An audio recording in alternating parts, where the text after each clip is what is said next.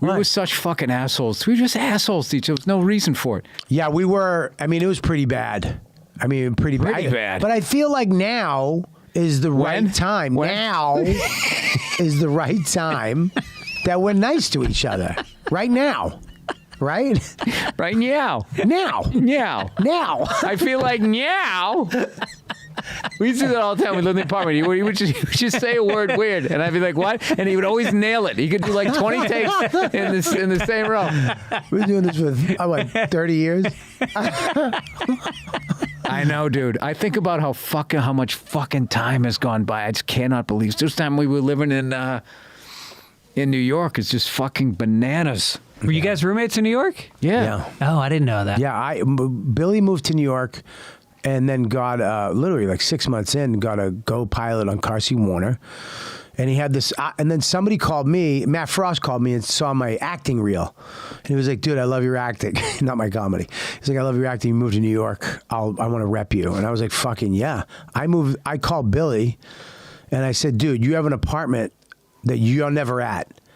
But he kept it. So I was like, let me take it. When you come back. Subletting a walk-through railroad. Yeah. Was it in Harlem?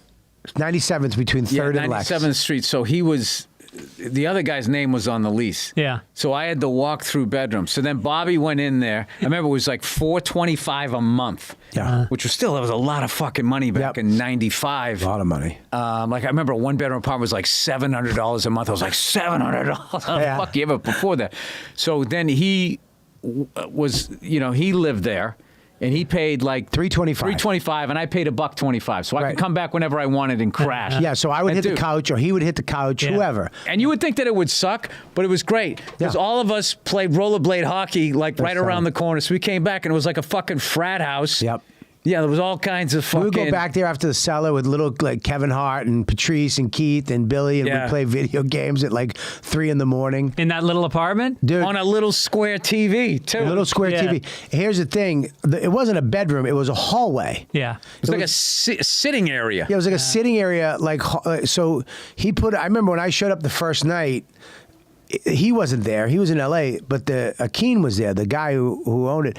And I showed up, and I didn't know what the apartment was. I was like, dude, let me go sight unseen, right? And my parents dropped me off. And I remember the bedroom, there's like he would walk, like as you're sleeping, this guy would walk through your bedroom, and you could hear him. And I remember it freaked me out. That week, I went and bought a curtain rod, and I put a curtain up. Yeah. Just so I could have that... privacy. Yeah, because I remember I'd been there with girls. Dude, I remember you. He was there for like 2 years. You were there 2 years? Something. He was 3 years. He was so burnt out. He was just like, dude. He goes, I just want a door.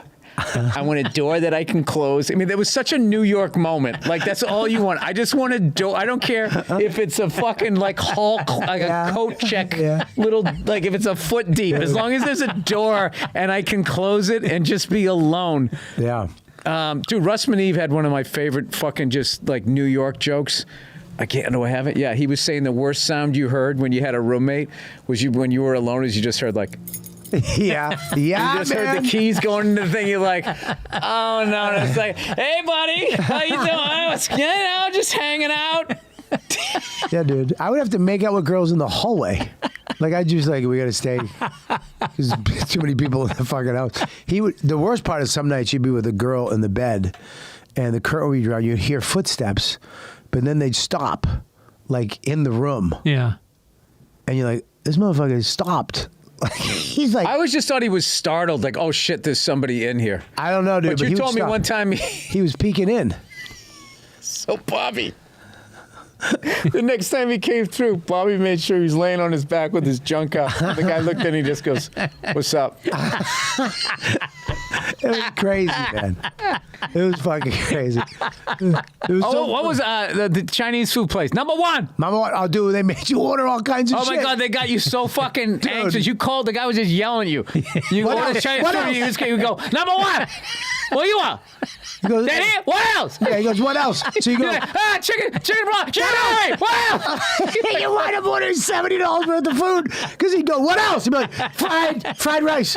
What else? Lo mein. They would always always end with like 4 okays. Okay. Dude, it was like fucking like even just ordering food in that neighborhood was fucking intense.